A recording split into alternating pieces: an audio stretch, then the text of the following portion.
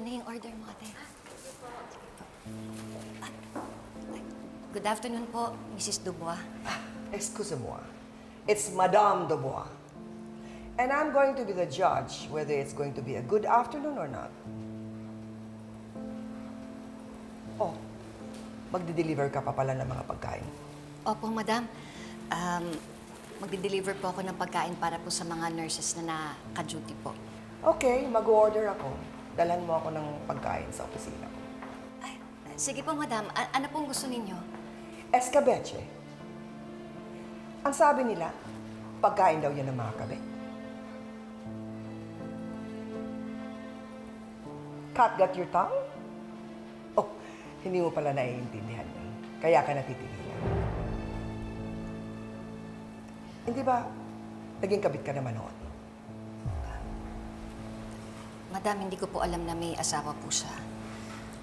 So, tanga ka? Oh, okay lang kung naging tanga ka. Dahil marami naming naging tanga sa pag-ibig. Especially those na hindi nag-iisip. Madam, pwede naman po ako makipag-asaran sa inyo. Pero kung pwede po sana, i-reschedule na lang po natin.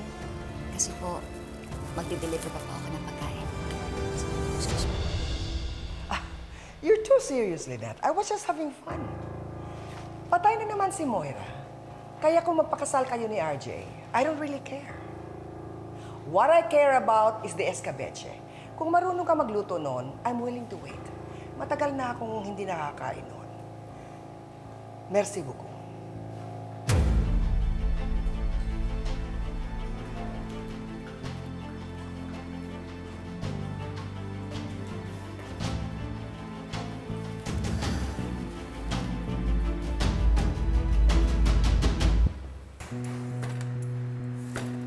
Ay, what? Wow! Wow! Sinong kaaway mo? Yung nanay ni Moira nasa labas. Ano? Nagpapaluto sa akin ng escabeche. Gusto daw niyang matikman. Ano, Lynette? Ipapagluto mo nga. Sige, ipagluto mo. Lalagyan ko ng lason. Chang, ano ba kayo? Ipagluluto ko siya ng escabeche. Kasi mukhang hindi siya aalis agad di na natitikman eh. Pagbibigyan ko na para tantanan na ako, para matapos na to. Teka. Ay, Chan, sandali. Saan mo kayo pupunta? Sisilipin ko lang yung impacta. Okay ka na ako na. Ito yung ano? Ito na. Meron akong klaro ako. Promise, sobrang sarap ng chocolate cake nila dito, Doc.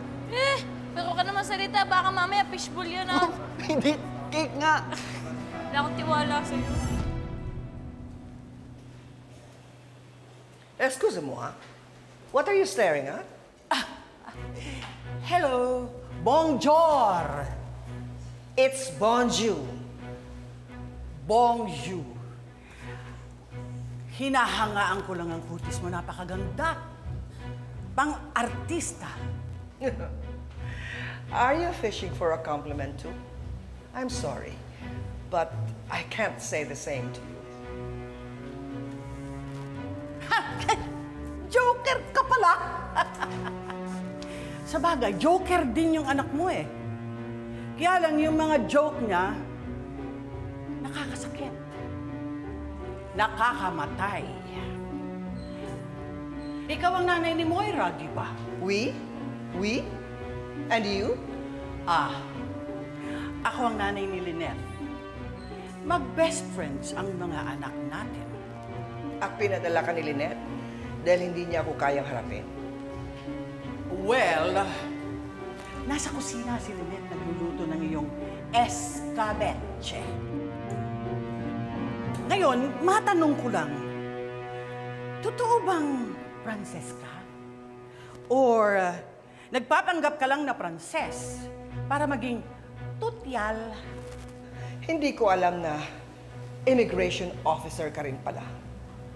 I don't have to validate my identity to you. Sa bagay, hindi naman ako validator. Pero kung hindi mo na itatanong, galing din ako sa malayong lugar. Sa kulungan. So you were a criminal? ka mag-alala. Nagbagong buhay na ako. Pero para sa pamilya ko, kaya kong pumatay.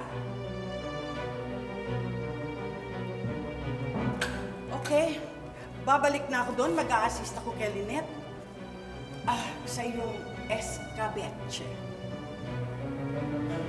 Bye-bye. Hasta la vista, baby.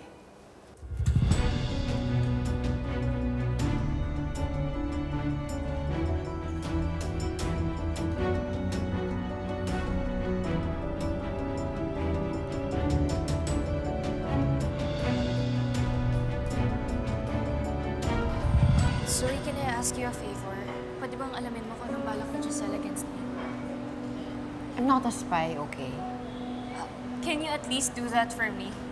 As an ally. Teka, si Zoe yan? Sino kasama? Si Justin. Kasama niya si Justin? Justine, nag-iingat ako. Pinagdududahan ako ni Tita Giselle. Huwag kang mag-alala. We will bring them down. Zoe, Justine? Sino pababagsakin niyo?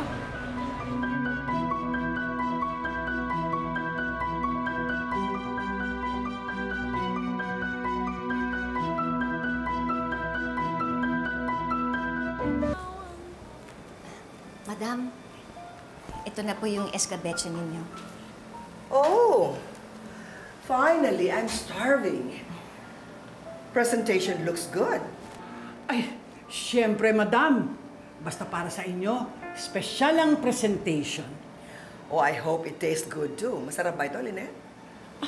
Oo, masarap po yan. Lahat po ng pagkain namin masarap. I'll be the judge to that.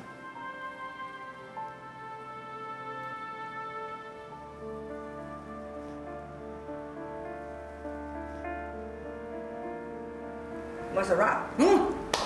Sabi ko na eh. Sabi ko na eh. Masarap eh. Masarap kung baboy ang kakain.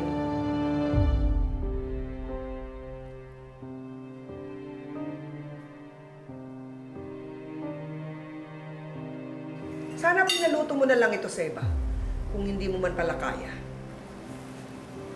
Sorry po.